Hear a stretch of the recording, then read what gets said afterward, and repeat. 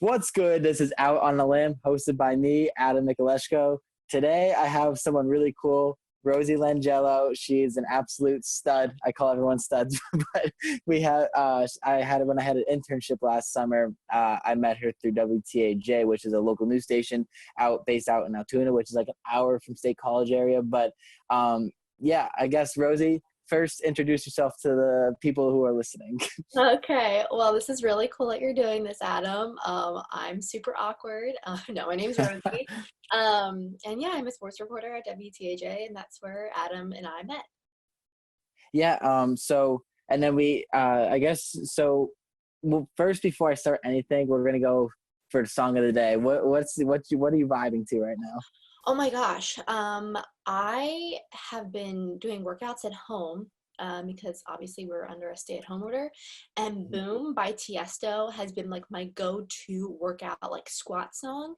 Do a squat workout to Boom by Tiesto, and you will be very happy with yourself. Oh, very That's nice. my song of the day. So I have a song right now. You definitely won't know it. It's this band called Issued. It's called Drink About It. Nothing about drinking, I don't think. It's kind of like just kind of. I think he's talking about relationships and whatnot. I don't know. I vibe to it sometimes, Cool. but it's different. So I guess, yeah, we'll hit back on when we first met. So when I got to WTAJ in Altoona, I think you walked in at first and like it was awkward because I was like, who is this person? And then that was everyone to me at that time. And then you ended up introducing yourself to me, and honestly, we became like super close. Like I consider you like my sister almost. Like Yeah. it's like crazy. You were an intern. I mean, I've never had an intern. I've only been doing this for like a year and a half, but you were great. You carried all my stuff, and that's great. Yeah, Rosie had a lot of cool things to talk about and like help me out and Yeah. kind of like bounce off each other. But I don't really. Do you remember that time we were at a minor league game? I think it was for the Altoona Curve, and they were bringing like the Army or like a Veteran Day or whatever. And we got in a tank. You got to stand on a tank and do that thing. And you actually you were help filming that. Yeah. Live shot. I was doing live live sports. I was anchoring live sports at 6, and you helped with that. That was really cool. Yeah, that was phenomenal. Yeah, it was busy too. There were so many people there that night. Yeah. So I guess before we kind of dig in a little deeper, like how you kind of got involved in this profession and all, how is quarantine life even going for you? Because, I mean, you are a sports reporter, so you are still working. Yeah, so we're still working. My schedule was switched around from, sports usually happen at night. So I was usually going in from like 2:30 to midnight.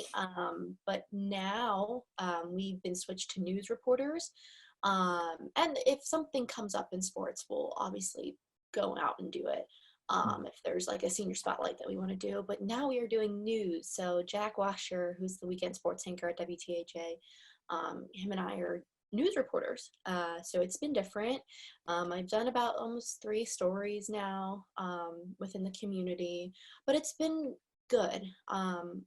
It's different, and I miss sports, and it makes me sad talking about it just because I've worked so hard to get into this profession, and I'm not even close to where I want to be yet.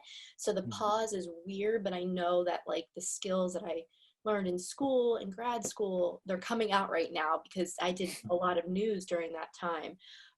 So it's been different, but we're working with it. We're staying safe. We have to wear masks when we're out in the field and doing live. Oh, really? Yeah, so it's super strange when you're like talking into a camera and you breathe in, the mask like breathes in with you, and you're like, and here comes this like paper mask in your face. But no, we've had people, this one woman, she made us logos, like WTJ logos for our masks. So super no way. Yeah, so it's been different, but you just got to roll with the punches, make the best of it. Still trying to do live shots as much as I can. But yeah, so that's how it's been. How's it been for you? Honestly, it's been very interesting. Like I for one, I started this podcast. I did a Good. little creative little blog, keeping myself working out. So I mean, it's all, I mean, it keeps me busy. I feel like this time definitely was a good thing. Like as soon as it happened, I was like, what are ways? Because me personally, I don't know about you, once I like sit down like once like for like one whole day, I get like a little nauseous. Like I'm so active, I gotta keep moving. So like I was like I gotta think of something to do. And so this was a product of one of those things I thought to do. It's So such a good idea. A lot of students in your class I see on Twitter have been doing this and just interviewing people, and like that's such a good idea. Like if I was mhm, a student at a school and this happened to me, I would be doing the same thing. So it's good quarantine. practice. Right. But yeah, so I guess we'll kind of hit into where how did you like what school did you go to? Like I guess starting off from high school, like when did you know that you even wanted to get into sports reporting and whatnot? I did media in high school. I was in all the media classes. And then once I got to college, I realized that as a journalist, you really don't make much money. And I realized that I Is couldn't that get a to thing really? college. So I unfortunately got scared by that, and my mom was a nurse. So I wanted to do something in the medical field, and I'm very active. I like to work out. I like to know how the body works, and I would say I'm a pretty good eater, healthy eater. But uh, I decided to be an exercise science major, which turned into me trying to go to school to be a surgical tech. What? Yeah, I failed my anatomy class. AMP1, I failed it my freshman year. I was also pledging at the time too, so there was so much going on. And I tried to stick with the science classes as much as I could until junior year of college. And I realized like I'm not good at this. And if I was good at it, if I had a passion for it, it would show. And I didn't. Like the money was calling my name. That's what I wanted. I wanted the money. But I realized like I love to write. Okay. I was writing stupid little like Kylie Jenner blogs and articles about really weird things Hmm. that I posted on the Bloomsburg website, which I went to Bloomsburg for undergrad. And I realized, like, why am I not doing this? And, like, I love sports. I was an athlete in high school, played club hockey at Bloomsburg, like, intramurals. I was like, why am I not, like, doing this? I'm good at it, and it's fun. This is, like, not work for me. So my senior year at Bloomsburg, I changed my major to a mass communications major, and I graduated on time. I Really? did I did kind of like a almost like a breaking story. Monet Davis, she was in the Little League World Series. She was the Hmm. female pitcher. Picture. One of the Bloomsburg baseball kids, Yeah, you players. called them out. Yeah, he said some really harsh words on Twitter and it went viral. So that was my first like real story at Bloomsburg that I did. And I was like, okay, I could definitely see myself doing this. And then once I graduated Bloomsburg, I realized that like I didn't have enough experience to get a job anywhere. Um, Mm. I barely had a reel together, but the reel that I had got me into Northwestern. So I did their master's program at the Medill School of Journalism for a year, and it was intense. Sorry, my neighbors are so loud. It was intense, but it was so much fun. That was the best year of my life. I covered a Super Bowl. I mean, it was amazing. It was so much fun. I got so much experience. I built my reel. And yeah, that's the school part of what you wanted to hear. That's actually really crazy. I didn't even know you were like you were into club hockey. Was it like ice hockey or club field No, hockey? field hockey, field hockey. My freshman year, yeah, we actually won the intramural championship my No. freshman year. So No big what deal. sport? No big deal. Not a big deal. Don't want to brag or anything. Yeah, I mean, Uh, I scored a goal in that game, whatever. No, I it's played not a big hockey deal. in high school along with soccer. I think soccer until like 10th, ninth or 10th grade, one of the two, but I Mm. loved field hockey. I miss it so much. Yeah, field hockey is definitely really fun. Wait, do you cover field hockey for Penn State? Mm-hmm. Well, okay, I didn't. Yeah, I didn't know that. I was Mm-hmm. curious about that. Yep. Okay, so it's how you kind of got into it at with school. How did you then transition? Like, what was your big job right after you graduated then? Yeah, so when I got out of Medill, I was in DC at the time finishing up the program. And I could not land a sports reporting job. I mean, I didn't even graduate from Medill yet, but I was applying and I wasn't getting any hits anywhere, right? And I was trying wherever there was an open job. Like I was willing to go wherever. And I was like, you know what? Like I need a job right after school because I have bills, right? So I decided to take a job in Wilkes-Barre as a weekend news producer. No And way. wow, that job, I worked with some great people. But did I necessarily like the job? No, I didn't like it at all. Not at all. No, it was a really tough year, but I learned so much and I sacrificed 1 year of my life. That's it. And when I tell you that taught me how to write, I mean, I could write so quickly by the end of that job. When I first started writing for news, I was like, it was tough. Like it was really tough because I just wasn't used to that type of broadcast style writing. Like they prepared you at Medill, but it's different in the real world. Like it's really Right. different from school. So that was my first job, weekend news producer at WBRE in Wilkes-Barre. And I miss those people so much. They were so kind. And I have a great mentor there. His name's Mark Hiller. He's the weekend anchor there. But that was my first job. And like I said, I had to sacrifice and I did it. So that was Now, the job right out of school. so do you still keep in contact with everyone down there? Yeah, I try to at least. I mean, we're all Facebook friends and stuff like that. But yeah, it was definitely a learning experience. It taught me how fast paced the broadcast industry is, how tough it is. It's cutthroat. It's a little intimidating. You definitely learn how to work under pressure quickly. Hmm. I mean, there was some times where I was producing a show. You had to time the show, run the prompter, talk to your people live in the field, and you're like shaking because there's like breaking news and you want to make sure you get it into your show. And that was early on. And then once I got rolling, I was doing that easily. But it was a good job. I didn't necessarily like it, but it was a good job. So, did you have to sign a contract for that job then, or did I you did. like? Okay. Yeah, so So, even if it wasn't on air, you still had to sign a contract, but I got into Nexstar Broadcasting.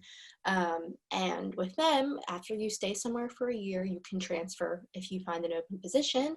And that's what I did at WTHA. They had an open sports reporter position.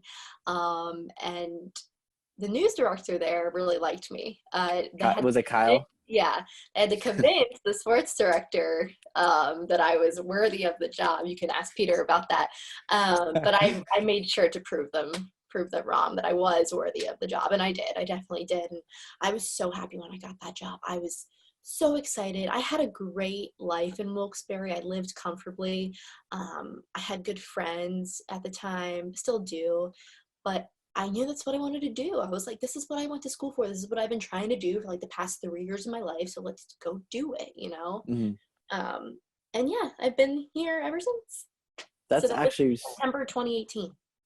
no way. So it's Mhm. because okay. So, I guess last summer was that like kind of like a full year then before? Yeah, so my Uh, full year was, or my 1 year anniversary was in September.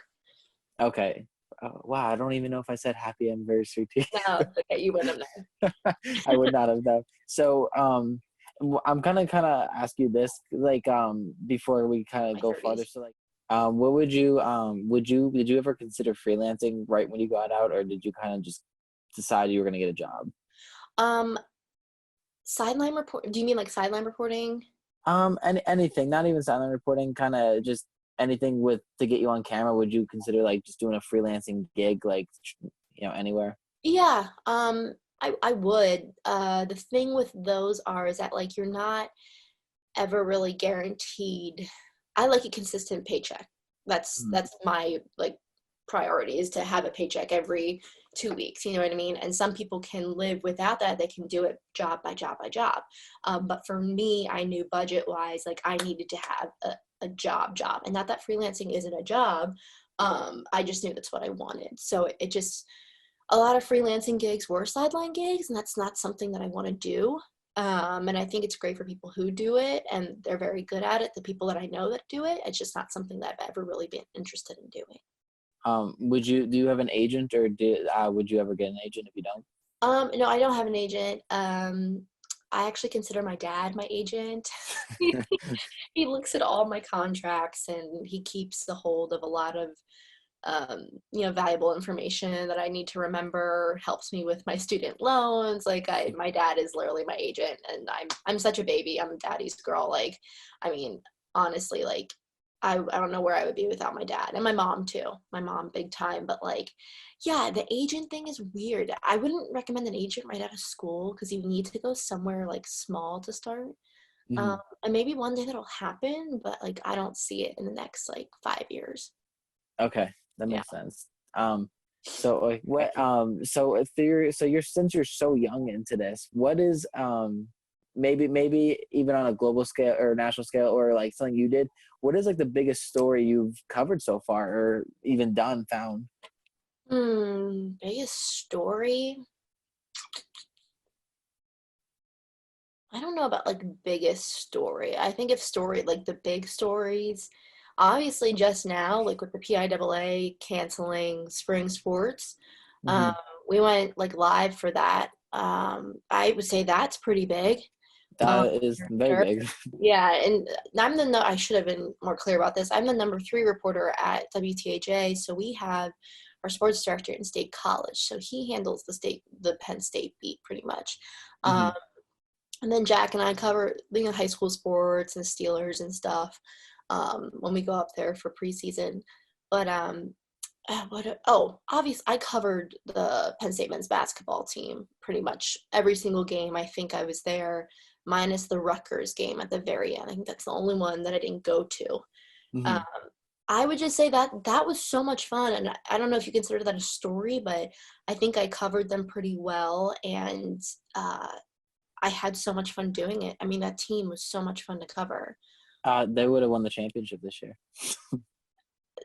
Anyway, so um, I'm not a Penn State fan, so I will admit that I've never been Hey, a Penn I'm State fan. Villanova, but like Penn State's a close number two. Right, yeah. I think people think that being from Pennsylvania, you're automatically a Penn State fan.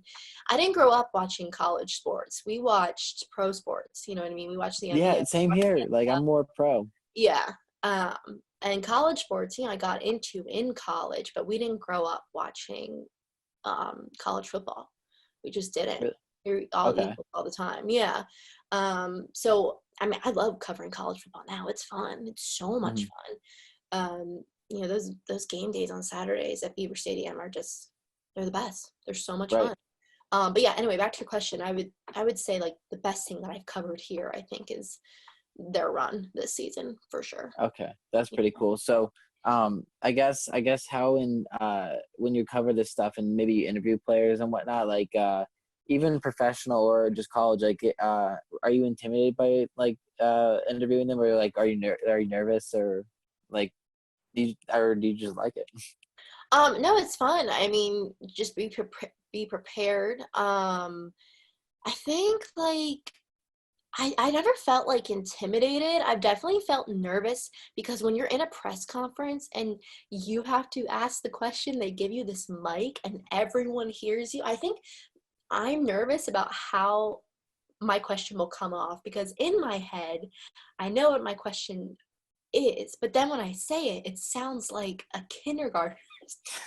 You know what I It's mean? actually, and well, That's it's the funny. nervous part about it. Like that's the nerve-wracking part is that like you know what you want to say and then it comes out and you're like, what did I just say? Did I just say that? Yeah, yeah. That's like I think the nerve-wracking part. Well, it's funny because I think I remember I had to be with you. I was when we were like interviewing like basketball and whatnot. I don't know if Mhm. it was in the summer or some other time, but like I remember like asking you. I was like, "Is this a dumb question?" Like Yeah. that stuff is scary. Like It, you don't want to sound stupid, obviously. yeah, and I don't think there's any dumb questions.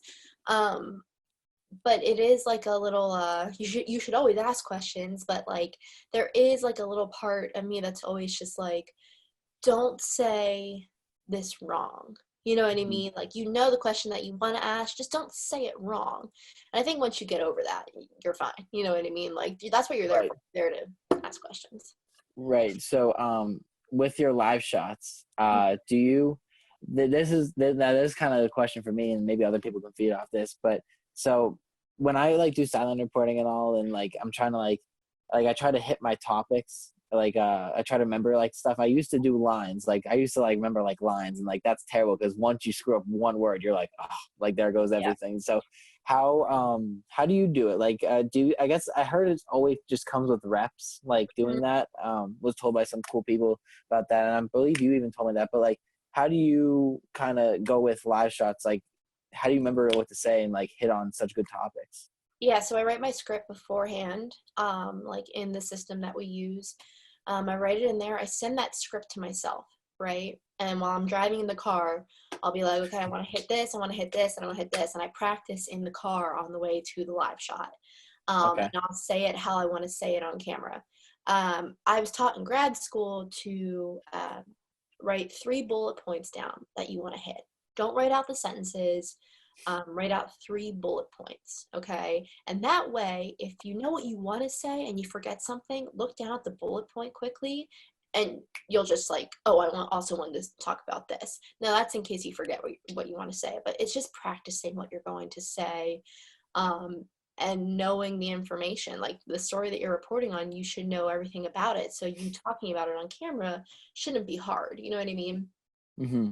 So as long as you know the story and the facts, saying it on camera, the only thing you have to get past is saying it on the camera. You know, like you know the information, just say it. You know, Right. just say it like I was talking to you right now. So with interviewing people, are you scared? Like say it's like a coach or something. Are you like scared to kind of ask the hardball questions? Like if they lost, like what went wrong? Like would you be asking them? Or are you trying to always hit on light questions? I kind of first started with like, hey, you made it this far. How proud are Right. you of the team? You know what I mean? And then you can go into, hey, I saw there at the end of the game, this happened. Why did you call that play? You know what I mean? They only lost by, I think, like 2 or 4 points at the very end of the game. But then going up to the players and they're crying, that's the worst part. I mean, you still Right. have to It's go in. emotional. Yeah. It's great to see how much like passion they have for it. But it's definitely tough because you're just like, hey, I know this sucks, but are you still willing to talk to me? And they always are. They're Mm-hmm. always willing to talk, and they may be crying and everything, but that's also what people want to see. They want to see the tears, they want to see the fight, what I mean? Like they want to see them have that passion. So as long as you're getting that content and you're asking the right questions in the right manner, you're good. Mm-hmm. Yeah, so definitely an emotional hit is always good amongst the fans and Yeah, audience yeah, you watching want to them. see that emotion. I mean, that's what pulls in your heartstrings. Right. And so you're in the limelight now with TV, and I'm sure as you get along with your career, your name's only going to grow from here. So like, how do you handle I guess knowing that your life is out there kind of in the world now? Because like that's kind of something I was thinking about. Like I'm all for it. Like I would love to like, reach the big top, whatever. But like I'm just curious how you like do you ever just deep think about that? Because sometimes I think about like stuff like you gotta always be careful. I Hmm. build a great reputation. Yeah, for sure. I mean, it kind of helps with not really having a social life. There's not really much that I'm putting out there. Like, I'm not like going and partying on the weekends and putting it on my Mhm. Snapchat. You know what I mean? I literally don't do that. So it's a good question. Like, I have thought about that often. I don't really post on my personal Facebook page that much. I'll post on like my professional page. But yeah, you have to be careful with how much information you share. My Snapchat is only for people that I know. I don't just like Mhm. open my Snapchat up to anyone. Because Yeah, that let me give Rosie Snapchat out here really quick. I'm kidding. yeah, I'm kidding. it just freaks me out. You know what I mean? Not that I'm putting anything on there I wouldn't want my grandma to see. It's just kind of like I just want to know who's Snapchatting. You know what I mean? Like I don't want anyone Right. looking at that. Instagram, I'm kind of, whatever with. I'm still careful, but like you're trying to like build your brand without Right. sharing so much information. So for me, it's kind of like, personal achievements or a game that I'm covering, like Instagram girl stuff that we all post and things like Right. that. But I mainly just post on my professional Facebook page to try to grow people in the air, like for people in the area to see what I'm doing and Mhm. stuff like that. Yeah, it is weird. You don't want to put too much out there.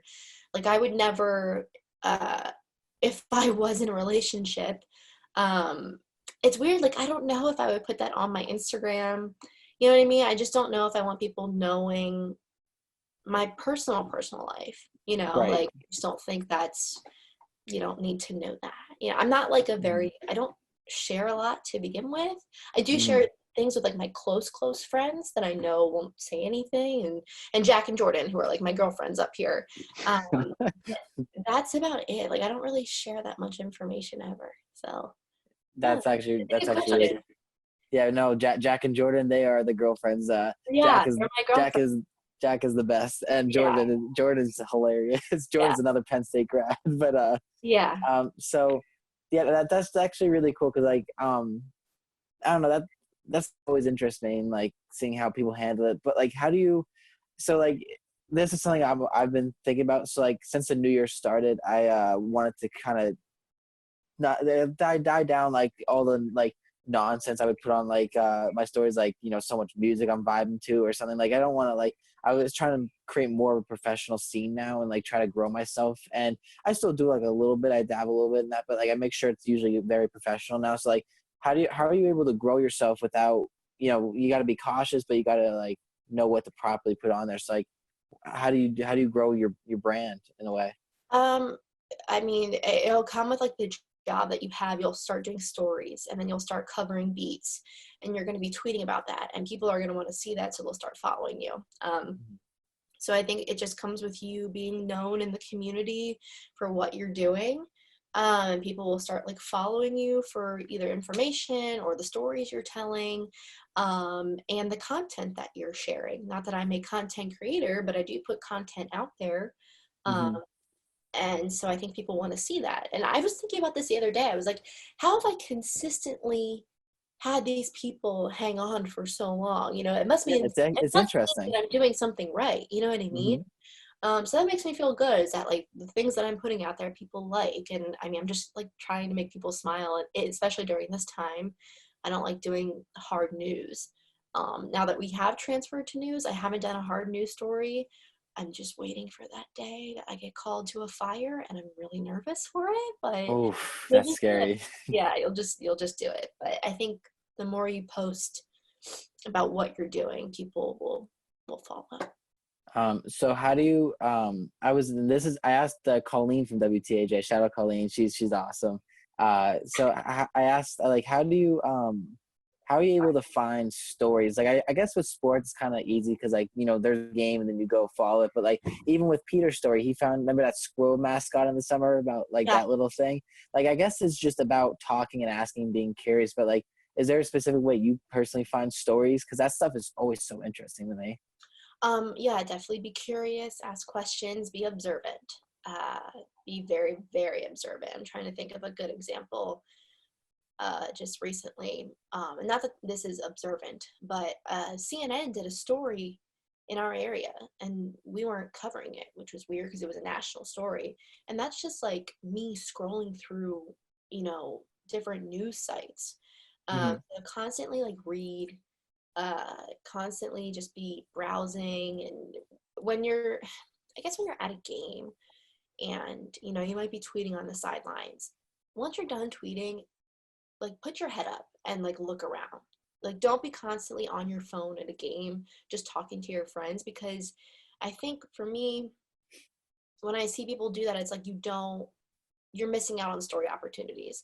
And one of the big ones that I just remember now was one of the football players at Bald Eagle, after a game. Uh, Basically, he was super emotional after they won, and it was against a really good team. And I found out that he was super emotional because one of his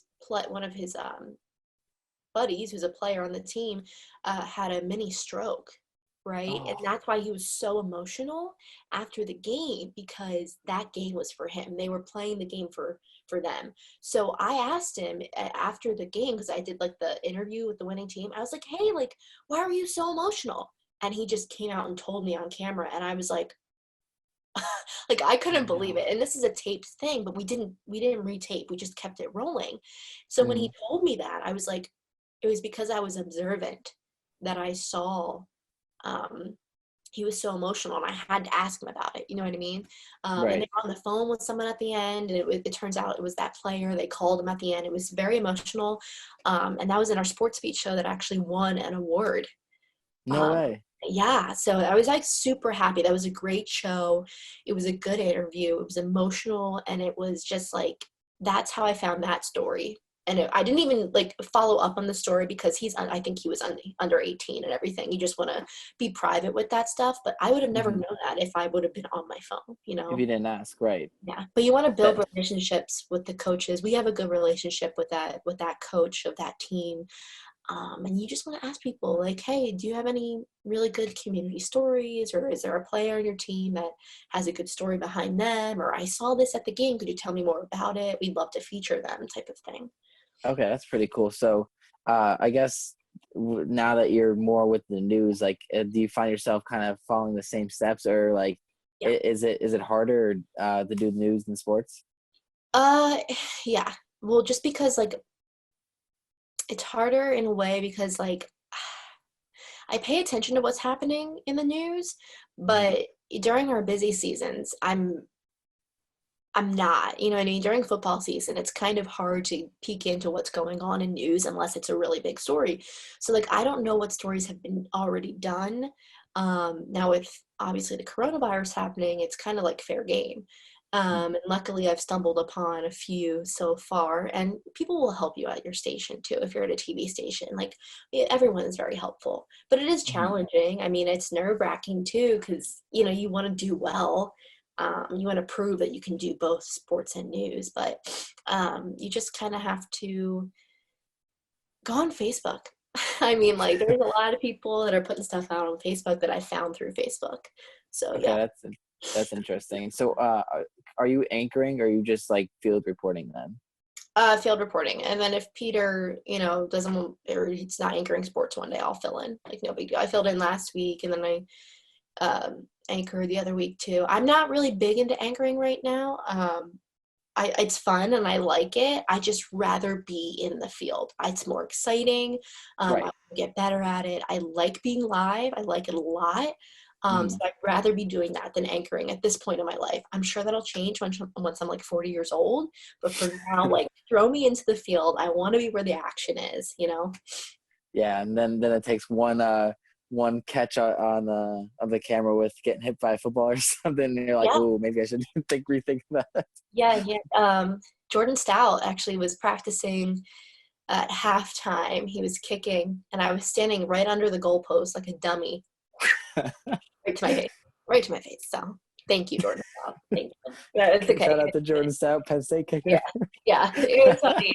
I was just like, I knew it was gonna happen one day, but it just went right to my face. Funny. Did he at least apologize for it, or did he not even know? I think I tweeted about it, and he tweeted at me, and I was like, all good. It's all good. No hard feelings. Hmm. So, what is your end goal with this now? Because like you're so young in the game, and like I'm literally kind of in that same footstep. Like, what's your end goal with doing this stuff? Like, do you want to grow into silent reporting, or kind of just anchoring? Like, I'm curious. I don't know. I don't know where my end goal is. I think at the very peak of my career, like, I know I want to be able to report at the Special Olympic World Games one day. That is Well, like that'd be so cool. that's probably my biggest goal that I have. I would love to do that. My sister is in Special Olympics, and we've been involved in it my entire life. Mhm. And it's just something that I would love to cover. I mean, it would be amazing. So Uh, your sister is in the Special Olympics then? yes, yeah. No way. Good for her. That's awesome. Hmm. So I would love to do that. And as far as like short term, I mean, I haven't been doing this for a while, so I'm kind of still getting a feel for what I want to do. Like I said, I like being live in the field. I like being at the game. I like shooting the game. So the more I can do that, I'm happy with that. I like the grind. I like not sleeping. I don't mind, working 12 hours. If I get to Mhm. cover a basketball game, I'm good. Like, I'm fine. Or even if, obviously any sport, but if I have to Right. work 12 hours in a day, it's not a big deal. Yeah. Okay, that's pretty. But Yeah. What is like your outside life like? I always see you playing basketball. Like what do you do after you're done with the hard day's work? Yeah, I like to just go shoot hoops by myself. I was never a good basketball player, like didn't play. I'm not good. It's a hobby. I just like going out there and shooting hoops, and sometimes I'll play Jordan 101, so I'll do that. I work out a lot. I run. I like to cook. I really like What's your favorite dish? well, tonight I made sweet potato fries with rosemary and garlic, and then chicken marsala. Oh, I like that. That's my Yeah. top dinners. So I like to cook. I also cook a lot of shrimp tacos too. But Shrimp yeah, tacos. I feel like I sound super boring, but yeah, that's kind of I work out, I sleep, I eat, and yeah, that's pretty much it. And I watched, obviously, when there were sports, I would watch the Sixers, and now they're not on, so it just breaks my Oh heart. my gosh, we talked about the Sixers a lot, and then you came over Dominic's one of the kids who was on my episode. You came over his place to watch some sports with us. That was pretty funny. That was fun. We well, who's your favorite sports team? I kind of know this already, but like kind of dish it out there. I don't know if you can tell from my poster No, last I year. couldn't tell. That's why I asked. Yeah, the Sixers. I would say though, when I was younger, it was the Phillies, for Yeah. sure. I mean, Harry Kalas years was Hmm. always watching with my dad. I Um, just saw it was 11 years ago today. He passed away or something like that, which is yeah, interesting. crazy. But yeah, that he is the one of the big reasons why I also wanted to get into sports reporting. I was in eighth grade. I was at like a job fair, but we were the job fair. Like this, it was a one of those classes. It was like a job class, and we had to create a Mhm. board. And my board said sports broadcasting. Like that's what I wanted to do in eighth grade. And then I went into high school and did media classes. But the reason I wanted to do it because the Phillies won the World Series in 2008, and Right? uh, I Harry Kalas. I mean, I listened to Harry Kalas my entire life when I was little. Um, and so my dad and I would watch those games together. I would fill out the score sheets for baseball. Really, you were Yeah. that deep Oh yeah, into it? all the time. Yeah. Unfortunately, I'm not into baseball as much anymore. I wish Oh, I was. I know that's big on your end. I wish I was still into it as much as I was when I was younger. But yeah, um, it's just I don't necessarily think. I think all three. I've never really been big into the Flyers. We didn't really watch okay. the Flyers growing up. We were just Eagles, Phillies, and Sixers. I was Yeah. gonna say you're learning how to be a TikTok star, Rosie. No, no, no. I do. I'm not like, I don't make TikToks. I just view TikToks. Um, but yeah, I'll read. During the summer here, I'm always outside, like constantly outside. So yeah, I don't mean to So sound boring, but I kind of no, no, that's your life. I mean, I mean, everyone has that yeah. type of life. It's all about being real. It's not like, oh, I went to Florence, Italy for a day, then I traveled over to the Bahamas. It's Yeah, like, like I don't wow. do anything that exciting. Yeah, just kind of work. um, I mean, working is awesome. Like you were able to cover every football game and just anything like Penn State related. That's like you said, that's like a perk of that job to get onto it. Um, but yes. So, and is there anything you want to say to the people? I'm curious. Like, if any advice that you can give to maybe prospective people who are possibly listening to this. Is there any advice you can give? Um, I guess like for people your age, which you're not much younger than me, um, but like I was in your position not too long ago. I mean, gosh, graduated school or grad school in 2017. So like I'm really not that much older than you guys. But Right. um, what I can tell you is that like it's really great to get in front of the camera and get as many reps as possible. But it's also really good to film the game. It's also good to make sure you know how all the equipment works. Mm-hmm. Um, I like if I see a student and they're just doing on-camera reps, like that's awesome. But I want to see you running down the sidelines of Beaver Stadium when Penn State is on offense, you know what I mean? And there was like a turnover or something.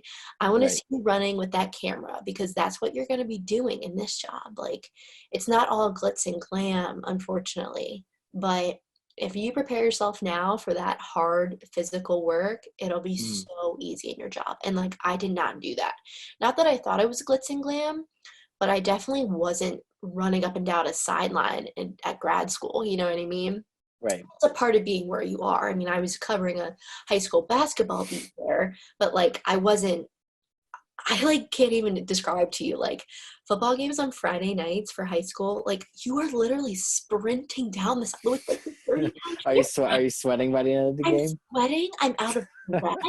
I mean, they do not tell you that this job is as physical as it is. I am so much stronger because of this job, like physical. Like, I mean, I'm very thankful for it, but I was not expecting it. So I think if you want to do this job, if you want to get into the sports reporting life, Hmm. prepare yourself mentally, but also physically. Like, I guess that's my biggest advice is just be ready because it is not it is not glamorous at all. Like I look horrible for some of my live shots because it's been Come a on, crazy Rosie. game. I'm like sweating. Yeah. When Penn State played Iowa at the Palestra this year, it was Yeah. so hot in there. It was over 80 degrees. And you know how I sweat. So I did my live shot drenched, absolutely drenched because it was so hot in there. But like Did it was your hair totally get worth it. frizzy? It was totally worth it. Like it was so much fun. That was like the best atmosphere that I think I've ever been in for a basketball game, at least. Like I'll never forget that. But yeah, it's not glamorous, and just prepare yourself. Start shooting now. Start shooting games. And luckily for you, you've Definitely. already done that. Yeah, I mean, it's because you helped me out. I'm gonna try to put a picture in this podcast of the picture that we have when you were interviewing that one coach for the All-Star game, and I Yeah. was there on So my tippy toes trying to do the camera shot. I do remember that. I I think do. it was like one of my first times, and I gotta give you props because like no matter what, no matter if I had a stupid question or if I was just learning on camera, you're always so nice. You're always like, "Good Yeah. job, Admiral." I was Yeah. like, Because you "Thanks, did Rosie." stuff. And I think that's another thing too. A big thing of advice is just to be nice to people and Exactly. smile and be professional, but like be nice because everyone knows everyone. Hmm. This, It's a small world. It literally is a small world. yeah, I think, I mean, I don't understand. There's nothing to be sad about or there's nothing to be angry about. Like, we are so privileged to have the jobs that we have. Um, Mhm. like, I can't even tell you, like, how grateful I am to have this type of job. It's hard at times, but, like, it's worth it, you know? Um, Right. and you just got to be nice. That you're going to have really frustrating days where you're going to be angry because you forgot a battery and you didn't charge it, but you can't take that out on other people. You know what I mean? Like you just got to roll with the punches and just be nice because if you're not, it's going to bite you in the butt for sure. It's So, not good karma either. yeah, Uh, I did a side job in grad school. okay. Um, and that kind of helped with the bills and stuff. That's another thing. Save your money because you'll need it. Oh, I heard saving money. Yeah, just start saving because you'll need it. But yeah, I know some reporters will like sell. There's like this lash stuff people will sell on the side, and like that's fine. That's good. I'm just not good at that stuff. I'm not good with makeup. I kind of just I whatever. feel like I feel like you get some sponsors and you can put it on your social media and get some Yeah, extra cash that way. hopefully one day that'd be great. Be an influencer. So yeah, you could be a TV slash Instagram Influencers. There are influencer. people that do that. There are people that do that, and they make probably great money. So It's really cool. So before we leave, I know you have to get to bed soon, so I'm sorry we kept this no, so long. you're fine.